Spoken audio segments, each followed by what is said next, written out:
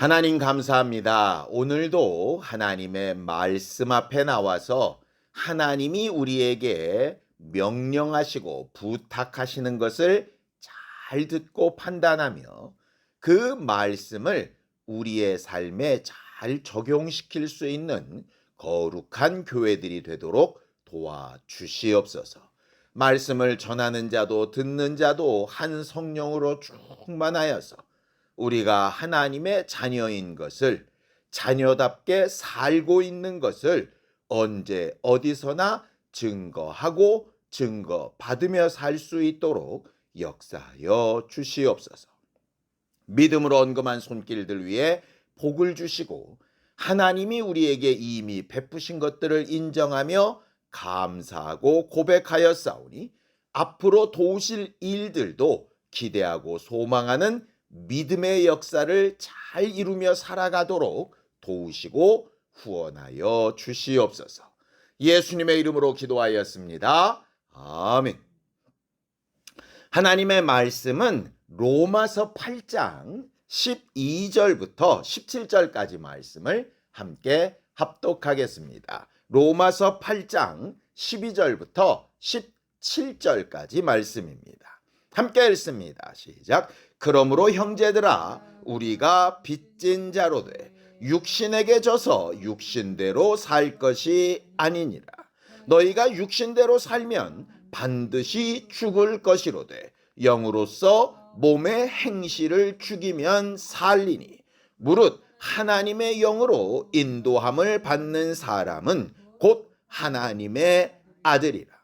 너희는 다시 무서워하는 종의 영을 받지 아니하고 양자의 영을 받았으므로 우리가 아빠 아버지라고 부르짖느니라. 성령이 친히 우리 영과 더불어 우리가 하나님의 자녀인 것을 증언하시나니 자녀이면 또한 상속자 곧 하나님의 상속자요 그리스도와 함께한 상속자니 우리가 그와 함께 영광을 받기 위하여 고난도 함께 받아야 할 것이니라. 아멘. 우리는 지난주에 하나님의 자녀답게 삽시다 라고 하는 말씀을 통해서 선하게 살아야 하고 또 대가를 구하지 않고 내가 그렇게 살아가고 있는 것 자체로 만족하며 감사하는 삶을 살아야 한다라고 배웠었습니다. 하나님의 자녀된 권세를 얻은 것은 맞지만 완성형이 아니라 하나님의 자녀가 되고 하나님의 자녀답게 살 수 있는 기초를 닦아두신 것이기 때문에 그것을 이제 우리가 만들어 가야 되는 책임이 있다라고 은혜를 나눴었지요. 나름 우리는 그래서 하나님의 말씀대로 좀 살아봐야지라고 결단하고 지난 한 주간을 살았을 겁니다. 문제는 우리가 아무리 결심하고 아무리 올바른 지식을 머릿속에 넣어두었다 하더라도 그것이 우리의 삶에 적용이 되고 그대로 살아가는 것과는 좀 차이가 있다는 거예요. 그 차이를 얼만큼 많이 느끼고 그 차이를 어떻게 줄여가려고 노력할 거냐 하는 것이 결국은 하늘 가는 여정을 사는 삶입니다. 어저께 아침에 제가 잠깐 시간이 있어서 오늘 TV를 이렇게 켰거든요. 근데 되게 재밌는 걸 발견했어요. 이게 TV 채널을 한 7, 8개를 옮기는데요. 나오는 얘기가 다 똑같아요.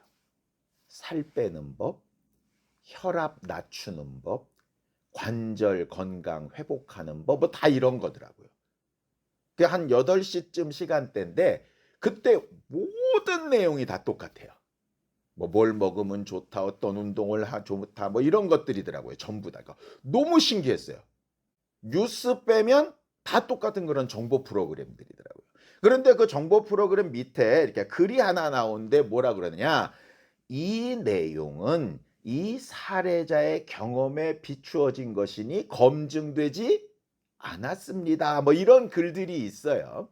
그리고 나서 그 사례자 뒤에 소위 전문가라고 하는 교수, 의사 이런 사람들이 나와서 저게 무슨 의미냐 하면 무슨 뜻이냐 하면 이런 작용에 의해서 이렇게 된 것이고 뭐 이런 얘기를 막 합니다. 그러니까 왜 저런 프로그램들이 많고 사람들이 많이 볼까라고 생각을 해봤더니 사람들이 그렇게 하고 싶은데 어떻게 해야 될 줄을 모르니까 그런 정보들을 막 얻으려고 하는 것 같아요. 누가 어땠대더라, 누가 저땠대더라. 그런데 그게 좋은 방법인지 아닌지 잘 모르잖아요. 그러니까 전문가들이 나와서 또 보충 설명을 해주고 막 이렇게 되는 거죠. 그리고 나서 사람들은 나름 생각이라는 걸 합니다. 아, 저렇게 하면 살이 빠지겠구나. 아, 저렇게 하면 혈압을 낮추겠구나. 아, 저렇게 하면 성인병을 줄이겠구나. 지식도 얻었고 확신도 얻었고 어떤 교수님이 그랬어, 무엇이든 물어보래서 해서 얘기했어, 다 얘기합니다. 똑똑해졌어요. 그런데 실제로 살을 빼는 사람이 그만큼 많으냐? 실제로 혈압 낮추는 사람이 그렇게 많으냐? 그렇게 많으면 그런 프로그램이 계속 안 나오겠죠. 그죠? 그런 프로그램이 계속 나온다는 얘기는 못한 사람이 그만큼 계속 있으니까 그런 프로그램이 계속 나온다는 얘기 아니겠어요? 결국 뭐냐? 지식을 듣고 경험을 보고 전문가들의 의견을 들어서 배우고 결단까지는 다 하는데 뭐가 안 되는 게 문제냐? 이게 생활에 적용이 안 되는 게 문제.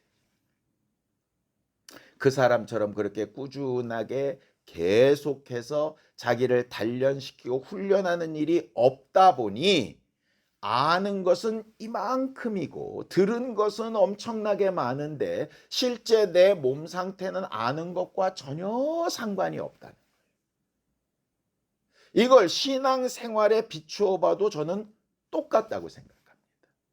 우리가 흔히 이제 간증이라는 걸 들을 때가 있지 않습니까? 이렇게 기도했더니 저렇게 전도했더니 이렇게 하나님 앞에 말씀을 배웠더니 뭐 이렇게 헌신했더니 뭐 여러 간증들을 듣습니다. 근데 저는 그 밑에다 쓰고 싶어요.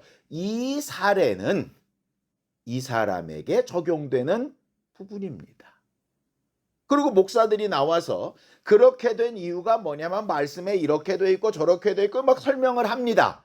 그러면 사람들이 나름 감동을 받고 은혜를 받았다는 사람들이 아, 말씀이 그렇구나, 그렇게 살면 되는구나, 나도 저 사람처럼 기도해 봐야 되겠다, 내 아이들을 이렇게 길러봐야지 결단을 합니다. 문제는 뭐죠? 똑같습니다. 그걸 그렇게 계속 기도하느냐 그렇지 않느냐, 그 헌신을 계속 유지하느냐 그렇지 않느냐, 그 말씀이 나를 계속해서 사로잡고 있느냐 그렇지 않느냐, 얼마나 많이 들었고 얼마나 많이 배웠고 얼마나 많이 간증을 체험했고의 문제가 아니고요. 지금 내가 그렇게 살아가고 있느냐의 문제인 거죠. 결국 신앙생활은 뭐의 문제냐 하면은요. 알고 듣고 배우는 것도 참 중요하지만 그걸 내가 내 삶에 어떻게 적용시키느냐 하는 것의 문제입니다. 우리나라 속담 중에 아주 유명한 속담이 있죠. 부뚜막에 소금도 집어 넣어야 짜다, 그렇게 돼 있습니다. 아무리 훌륭한 설교, 아무리 대단한 지식, 아무리 엄청난 간증을 들었어도 그게 내 안에 뿌려지고 적셔지고 절여지지 않으면 나와는 따로 노는 말씀이 될 수 있지 않습니까? 결국 하늘 가는 여정은 뭐 하는 거냐? 그것을 계속해서 훈련해서 내 것으로 만들어가는 삶이라고 생각합니다. 말씀으로 돌아가서 로마서 8장 14절입니다. 누가 하나님의 자녀냐? 함께 읽습니다. 시작. 무릇 하나님의 영으로 인도함을 받는 사람은 곧 하나님의 아들이라, 그렇게 되어 있습니다. 지난주에도 봤던 말씀인데요. 이 말씀을 제대로 이해하려면 두 가지를 이해해야 됩니다. 하나님의 영으로 인도함을 받는다 그랬는데 도대체 그 하나님의 영이란 게 뭐냐? 첫 번째죠. 아니, 뭔지를 모르는데 어떻게 인도함을 받아요? 두 번째, 그럼 하나님의 영이란 걸 알았다면 그 하나님의 영으로 인도함을 받는다는 건 또 뭐냐? 그걸 알아야 되지 않겠습니까? 이 두 가지를 알면 우리가 뭘 훈련해야 되는지를 알게끔 되는 거예요. 여기 하나님의 영이라고 번역된 영이라고 하는 것은 히브리어랑 헬라어로 굉장히 여러 가지 뜻이 있습니다. 우리는 영 그러면 그냥 희끄무레하니 잘 모르겠는 뭐 그런 것들을 다 영이라고 생각하는데요. 맞습니다. 영 그러면요, 공기, 호흡, 사람의 영혼, 귀신, 천사, 하나님, 성령, 말씀, 뭐 이렇게 굉장히 단어의 폭이 넓어요. 그래서 도대체 이 영이라고 하는 게 뭘 지칭하는 거냐라는 걸 정확하게 모르면 그냥 두루뭉실 영이라고 다들 해석을 하는 겁니다. 마치 보여지고 만져지는 육체 말고 전부 막 이렇게 생각하는 거예요. 그러니까 영감 그러는 것도 사람들마다 다 다릅니다. 어떤 사람은 점치는 것처럼 때려 맞추는 걸 영감이라고 생각하는 사람도 있고요. 어떤 사람은 어떤 능력을 막 나타내는 걸 영감이라고 하는 사람도 있고요. 어떤 사람은 기도에서 응답받는 걸 영감이라고 하는 사람도 있고, 말씀을 읽고 잘 해석하는 걸 영감이라고 생각하는 사람도 있습니다. 결국 영이라고 하는 뜻에는 여러 가지가 있는데 그것을 어떤 구절에서 어떻게 해석할 거냐는 그 앞뒤를 잘 보고 해석해야 될 필요가 사실 존재합니다. 창세기에 하나님의 신, 하나님의 영이 수면에 운행하신다 할 때는 전반적인 상황으로 보면 그건 천사를 의미합니다. 하나님이 우리에게 영을 부으셨다 할 때는 호흡이라는 이야기입니다. 그럼 오늘 성경에서 말했던 하나님의 영이라고 하는 건 과연 뭘까? 그 앞구절에 보면 이렇게 되어 있습니다. 로마서 8장 9절입니다. 함께 읽습니다. 시작. 만일 너희 속에 하나님의 영이 거하시면 너희가 육신에 있지 아니하고 영에 있나니 누구든지 그리스도의 영이 없으면 그리스도의 사람이 아니니라. 이렇게 되어 있어요. 여기서 말하는 하나님의 영, 그리스도의 영, 너희가 영에 있고 너희 안에 영이 있고 도대체 이 영이 뭐야? 이렇게 생각할 수 있어요. 이 말씀을 할 때 딱 떠오르는 말씀이 있습니다. 예수께서 이렇게 말씀하셨어요. 내 말이 너희 안에 거하고 너희가 내 안에 거하면 무엇이든지 원하는 대로 구하라. 내가 이루리라. 이렇게 말씀하셨어요. 그때 내 말이라고 하는 말이 영이라는 말입니다. 자, 요한복음 6장 63절입니다. 함께 읽죠. 시작. 살리는 것은 영이니 육은 무익하니라. 내가 너희에게 이른 말은 영이요 생명이라 그랬어요. 이 로마서 8장 9절을 성령으로 해석하면 성령 받지 않으면 구원받을 수 없고 성령 받지 않으면 그리스도인이 아니고 이렇게 됩니다. 그렇게 되죠? 그러면 오순절날 성령이 있기 이전까지는 예수님의 제자들은 다 예수님의 사람이 아니었나요? 아니잖아요. 성령이 오순절날 오시기 이전에 예수의 사람과 예수의 사람이 아닌 걸 어떻게 구분하죠? 내 말을 듣는 자는 내게 속했고 너희가 마귀의 말을 들으면 마귀에게 속했다 이렇게 말씀하시잖아요. 그러니까는 영이라는 걸 해석할 때 무조건 영이니까 다 성령으로 해석하지 말고 가장 기초적인 영의 형태는 뭐냐면 말씀 이렇게 생각하면 됩니다. 그것도 모세를 통하여 주신 말씀이 아니라 말씀이 육신이 되어 오신 예수 그리스도를 통하여 선포된 말씀, 그 예수께서 순종하셨던 말씀, 그 말씀이 너희 안에 거하면 너희는 그리스도의 사람이다 라고 이렇게 말하는 거죠. 다른 말로 바꾸면 복음 이렇게 되어지는 거예요. 그래서 너희가 믿음이 들음에서 나는데 그 말씀이 너희 마음에 들어와서 확신이 되고 입으로 고백되어진 상태를 뭐라고 부르느냐? 그리스도의 사람 이렇게 부르는 겁니다. 그래서 너희 안에 그리스도의 영, 하나님의 영이 있느냐를 물으신다면 우리는 뭐라고 해석하면 좋으냐면 말씀, 복음이라고 해석하면 됩니다. 그래서 여러분들한테 스스로 물어보시면 돼요. 내가 그리스도의 사람인가 아닌가? 크리스찬인가 아닌가? 내 안에 그리스도의 말씀, 복음이 들어와 있는가 아닌가? 그거죠. 그리스도의 복음이 뭡니까? 내가 행한 것이 없어도, 내가 뭔가 순종한 것이 없어도 말씀이 육신이 되어 오신 예수께서 십자가에 달려 죽으시고 부활하셔서 우리를 대신하여 우리의 모든 죄를 다 대속해 주시고 그 은혜를 받아 믿고 고백하는 자에게 구원이 이르렀다라고 믿는 게 바로 복음 아니겠습니까? 그래서 복음은 어떤 노력이나 수고나 애씀이 필요 없이 일방적으로 주어지는 선물, 은혜라고 부르는 겁니다. 그 은혜라는 말을 오늘 본문에서는 바꿔서 이렇게 얘기하죠. 로마서 8장 12절에서 13절입니다. 함께 읽죠. 시작. 그러므로 형제들아 우리가 빚진 자로 돼 육신에게 져서 육신대로 살 것이 아니니라. 너희가 육신대로 살면 반드시 죽을 것이로되 영으로서 몸의 행실을 죽이면 살리라. 이렇게 되어져 있어요. 무슨 얘기냐? 은혜 받았다라고 하는 것의 다른 표현이 빚진 자가 되었다라고 하는 말입니다. 빚이라는 게 뭐죠? 내 것인 거예요? 남의 것인 거예요? 남의 것인 거죠. 내게 아닌 남의 것을 누구를 위해서 쓰는 겁니까? 나를 위해서 쓰는 겁니다. 그러니까 뭐가 남죠? 이걸 갚아야 될 책무가 남는 겁니다. 근데 그 은혜가 선물이라고 하는 것은 뭐냐? 그 갚아야 될 의무를 당연히 받아야 될 사람이 안 받겠다고 한다는 거예요. 우리나라에도 그 제도가 있지 않습니까? 신용회복이라는 거. 우리가 빚이 많으면 원래는 다 갚아야 되고 경매로 다 넘어가야 되고 그래도 못 갚으면 감옥에도 들어가야 되고 이래야 되잖아요.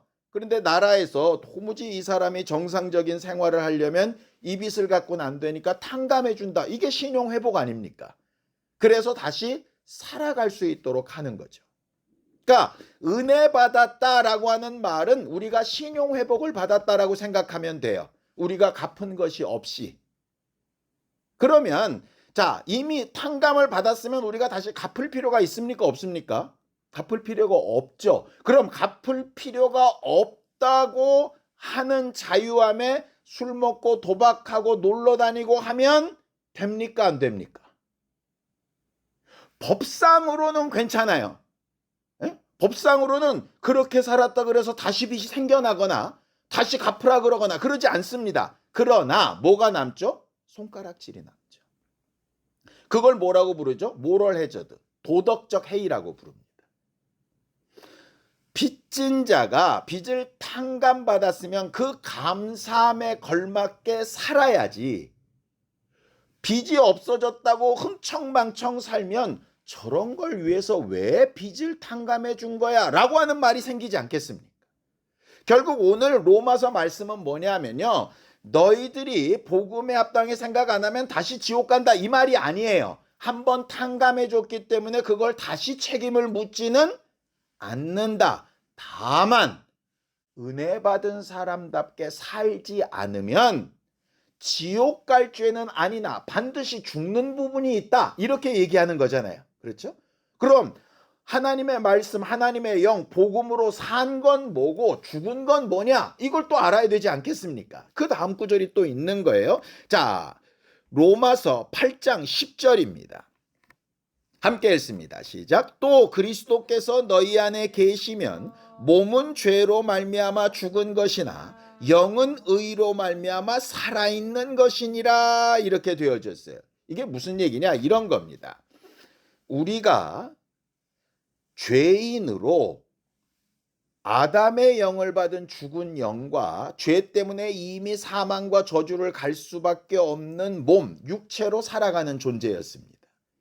그런데 예수 그리스도의 복음이, 하나님의 영이 들어오니까 죽은 아담의 영 대신에 그 아담의 영을 그리스도께서 감싸셔서 살아있는 영이 되게 하셨어요. 그러니까 영은 살았다라고 하는 겁니다. 그러니까 야, 예수 믿고 너 구원받았다 그런데 사는 건 왜 그 모양이냐? 그렇게 사는 거면 너 구원 못 받았다라고 하는 말은 틀린 거라는 얘기예요. 왜? 겉은 여전히 죽어 있는 것 같으나 그 안에 영혼은 살아 있다. 그걸 탕감 받았다. 이렇게 얘기하는 겁니다. 빚진 자다라고 하는 겁니다. 이제 뭐가 남았느냐? 그 죽어있는 몸이 이제 앞으로 어떻게 살 거냐가 남은 거예요. 아까도 말씀드렸죠. TV의 프로그램이 되었던 간증이 되었던 우리가 정보를 듣고 결심하고 이렇게 살아야지 라고 하는 건 뭔 산 거냐? 이 안에 정신이나 마음은 산 겁니다. 내가 그렇게 살아봐야지 결단은 했으니까. 근데 아직 뭐가 안 따라가죠? 이 몸뚱아리가 안 따라가는 거예요. 이 살았다 하는 마음에 이 몸뚱아리가 따라가면 이 마음처럼 몸뚱아리도 살겠죠. 그렇죠? 그런데 이 결심했던 마음이 몸뚱아리를 따라가면 어떻게 됩니까? 이렇게 되는 겁니다. 그 옛날에 나도 다 들어봤다. 안 되더라 하고 포기하고 낙심해서 마음이 일로 가는 거예요.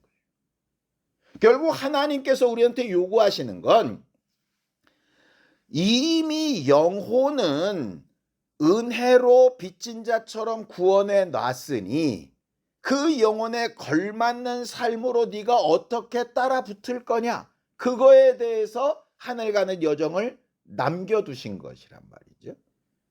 결국 이런 겁니다. 우리를 구원하시고 지옥 갈 죄에서 천국으로 옮겨 놓으신 건 예수시고, 그 옮겨 놓으신 삶에 걸맞게 이 몸뚱아리를 만들어가는 건 누가 할 일이냐면 내가 할 일이라는 얘기예요.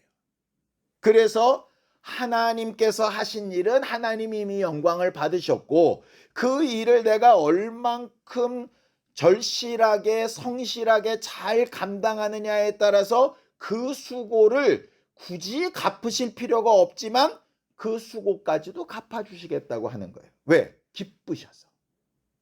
자식이 공부를 하는 건 당연하고 자식이 공부해서 좋은 성적을 얻는 건 자기한테 좋은 일이잖아요. 그런데 부모가 왜 상을 주고 선물을 주고 축하하고 왜 그럴까요?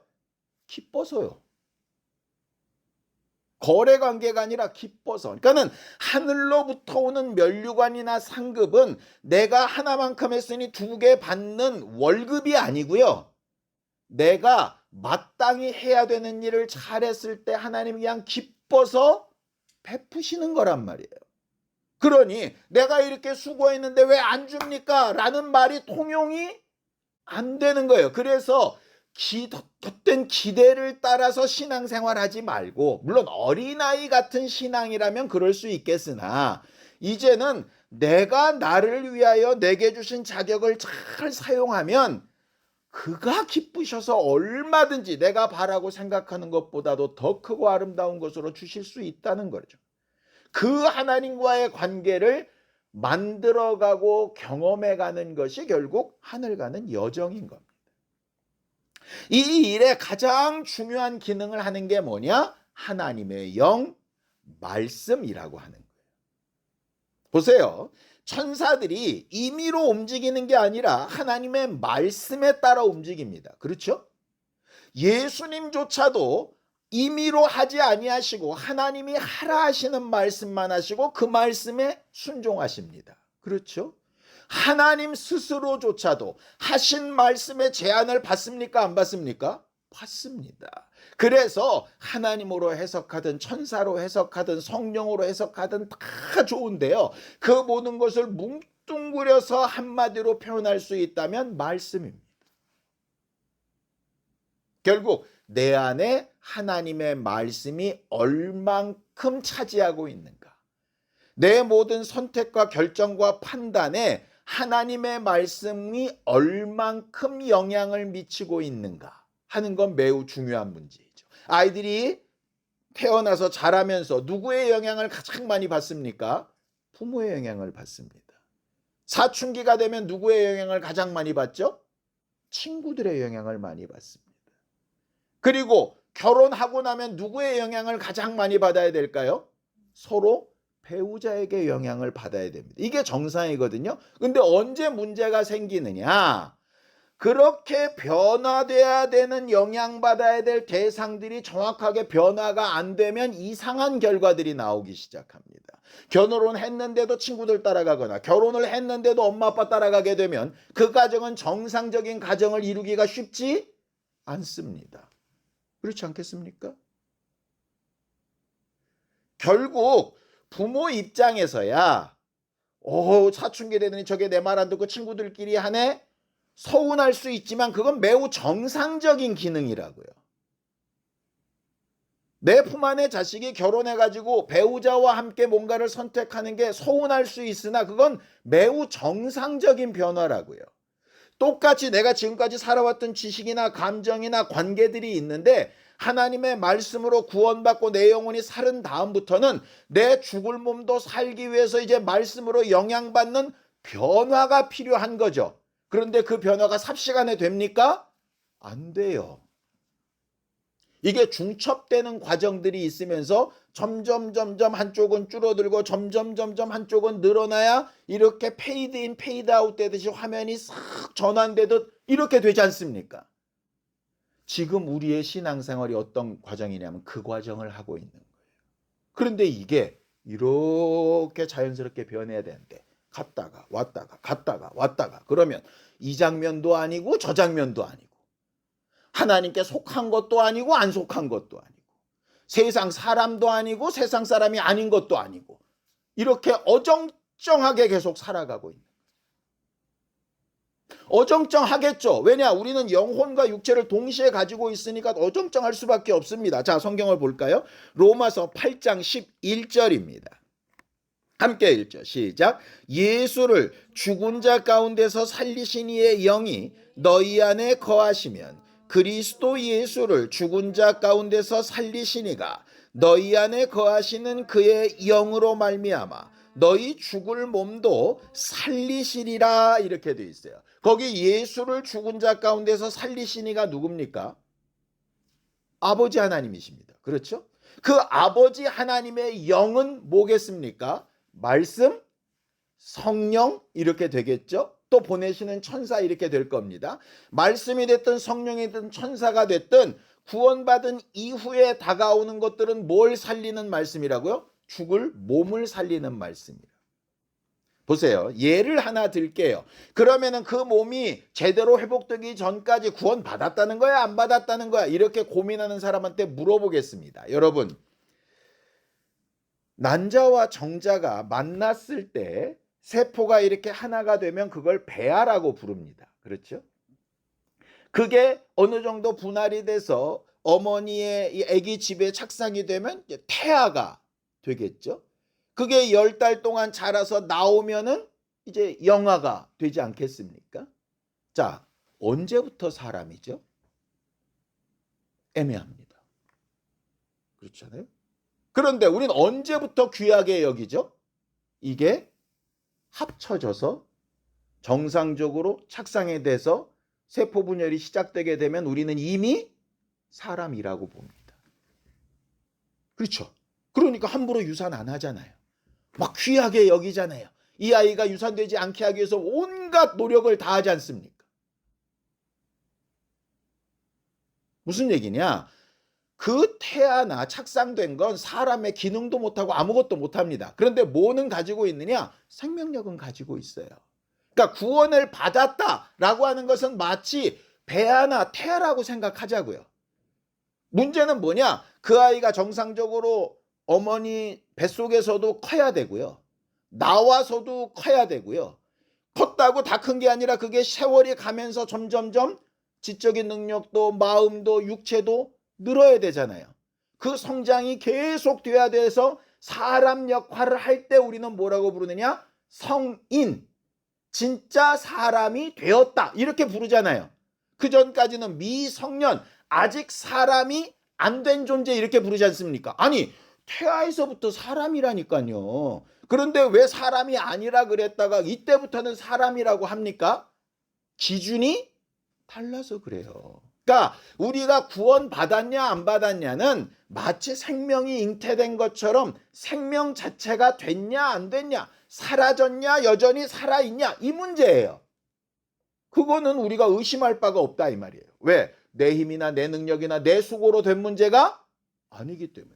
그러니 내가 예수 그리스도의 은혜와 공로로 구원을 받았다는 사실은 의심할 필요가 없는 겁니다. 제 설교를 듣다가 내가 제대로 하나님의 자녀처럼 살지 못하니 난 하나님의 자녀가 아닌가 보다. 이렇게 오해할 게 없는 거예요.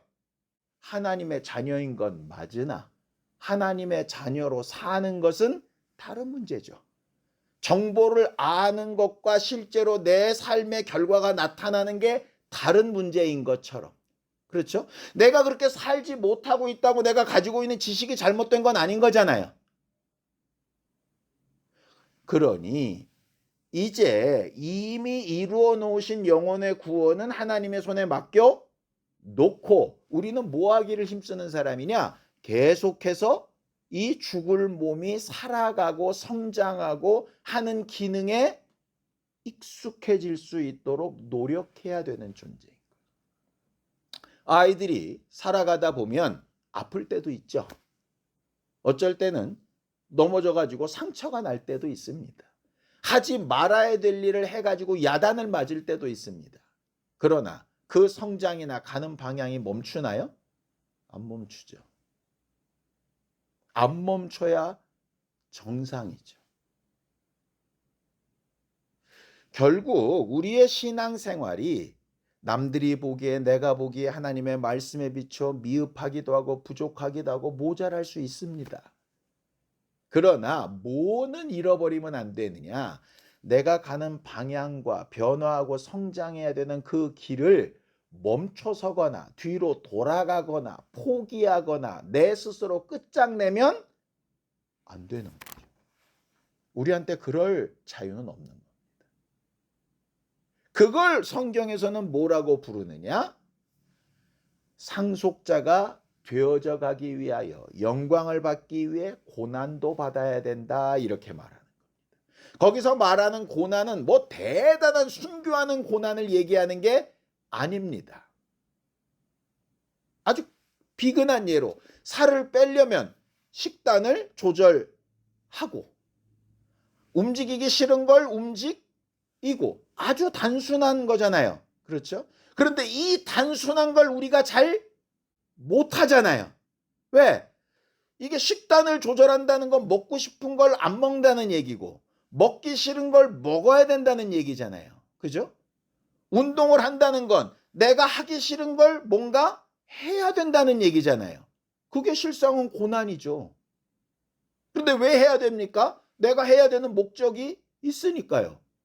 그렇게 해야 된다고 분명히 인도하는 자가 있으니까요. 그게 TV가 됐던 선생님이 됐던 누가 됐든 간에 결국 그거를 적용시켜서 조금씩 해나가는 사람이 결과를 보지 않습니까?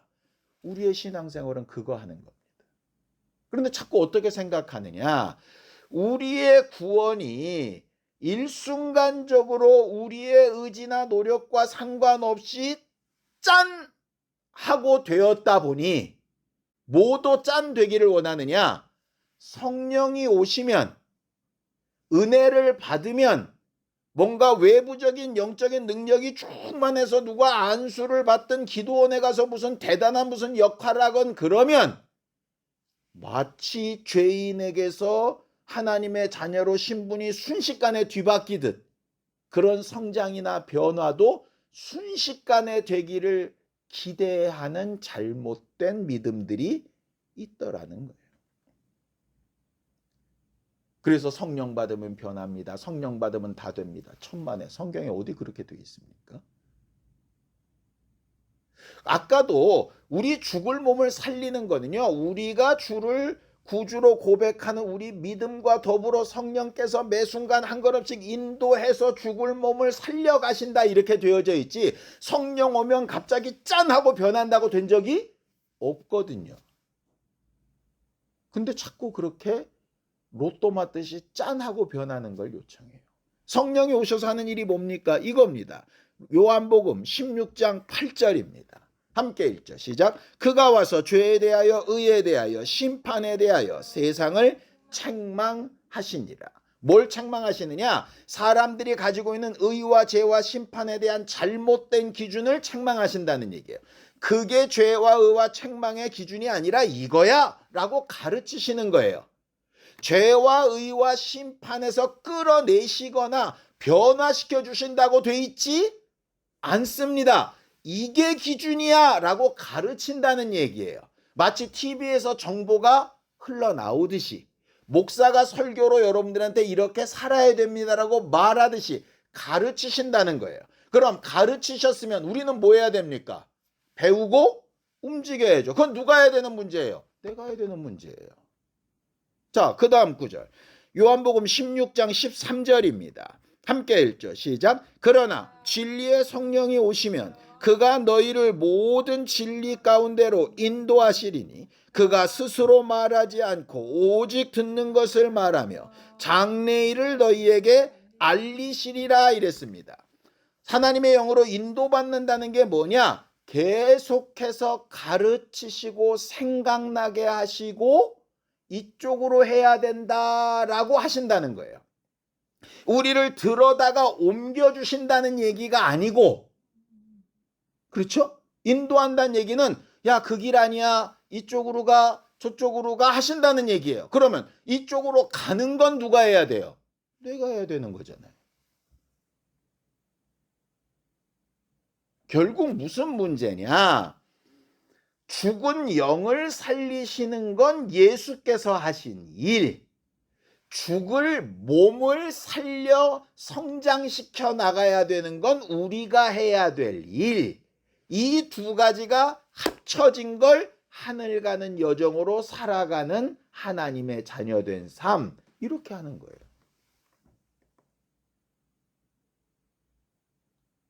그 부분에 미흡하다 보니 내가 내 자신을 거부하거나 내 안에 이 어려워진 부분들을 해결할 힘이 없으면 이게 주저앉게 되는 거예요. 심한 경우는 믿음에서 떠나기도 하고, 그보다 조금 나은 경우는 그래도 구원은 받았잖아 이래가면서 구원파처럼 살기도 하고, 때로는 정말 힘들고 어렵고 다른 사람과 비교되는 게 부담스럽고 힘들어서 막 자기 편한 쪽을 쫓아다니기도 하고 그렇게 되겠죠.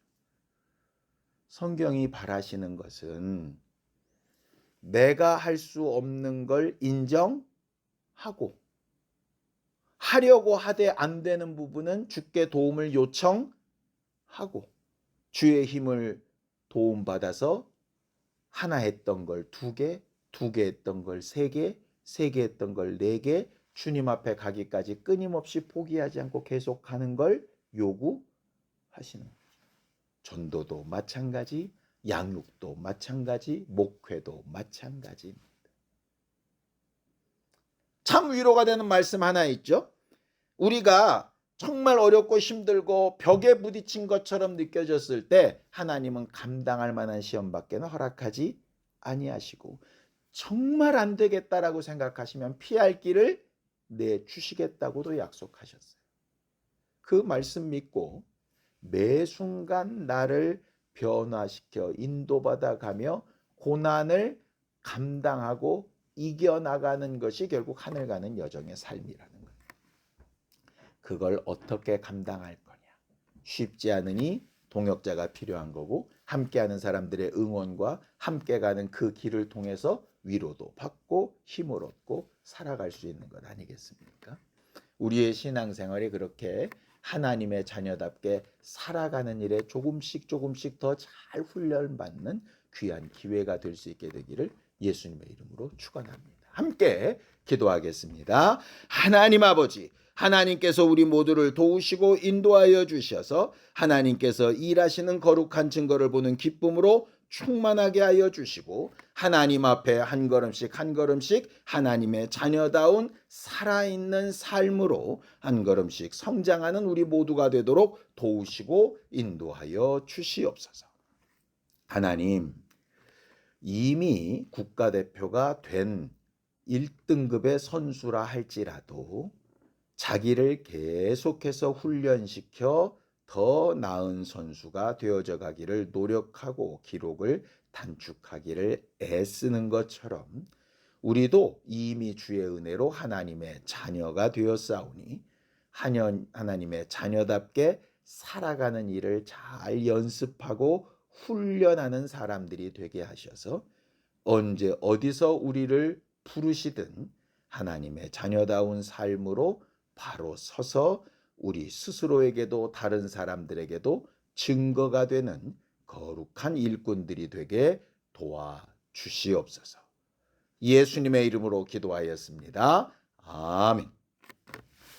이제는 우리 주 예수 그리스도의 은혜와 하나님 아버지의 극진하신 사랑과 성령님의 감동하시고 함께하시는 분명한 증거가 하나님의 자녀답게 살기 위해 말씀과 성령으로 인도받기를 결심하는 우리 모두 위에 이제로부터 영원까지 함께 있을지어다. 아멘.